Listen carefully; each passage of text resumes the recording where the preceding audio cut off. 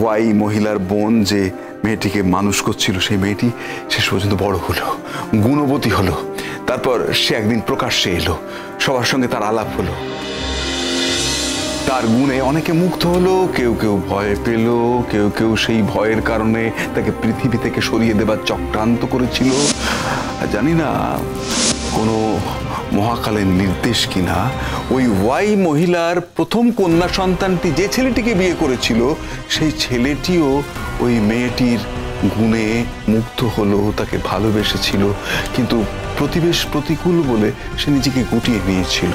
এদিকে ওই মেয়েটির ওপর তাকে পৃথিবী থেকে সরিয়ে দেবার আক্রমণ চলছিল আর মেয়েটি অল্পের জন্য বেঁচে যাচ্ছিল, জাস্ট বেঁচে যাচ্ছিল। এই তো রোশনাইয়ের কথা বলছে। তাই তো মনে হচ্ছে, কিন্তু তাহলে এই মহিলা তিনি কে?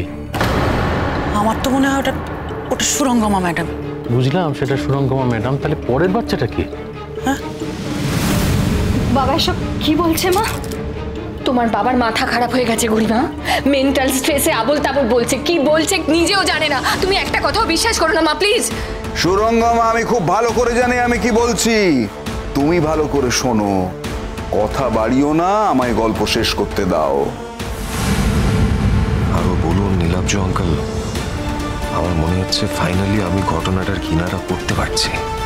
এরপর ওই মেয়েটির ওপর এক ভয়ঙ্কর আক্রমণ নেমে এলো, গাড়ি শুদ্ধ তাকে জলের মধ্যে ফেলে দেয়া হলো।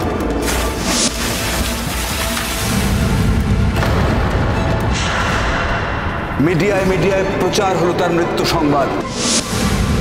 এখনকার ব্রেকিং নিউজ, তরুণের মৃতদেহ উদ্ধার করা হয়েছে। কিন্তু মেয়েটির অদম্য জীবনী শক্তিতে সে আবার বেঁচে উঠল। যে স্পটে ঘটনাটা ঘটানো হয়েছিল তার অনতি দূরে ছিল একটি আশ্রম। সেই আশ্রমের সাধু বাবারা মেয়েটিকে উদ্ধার করে আশ্রমে নিয়ে যায়।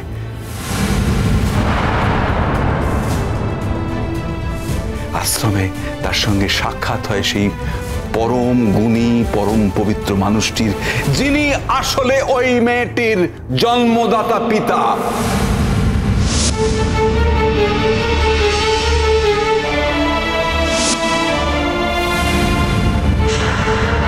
সেই বাবা আর আশ্রমের সাধু, যিনি চিকিৎসকও বটে, তাদের দুজনের চেষ্টায় মেয়েটি সুস্থ হয়ে উঠল।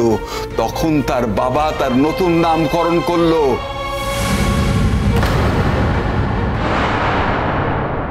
নয়নতারা।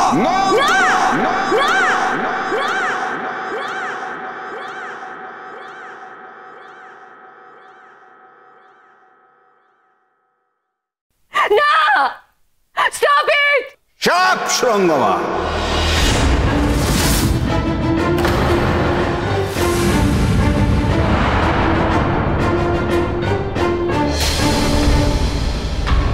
আর চিৎকার করো না। তবে আমি কিন্তু আমার কথা রেখেছি, আমি তোমার জীবনের শ্রেষ্ঠ উপহার তোমার হাতে তুলে দিলাম।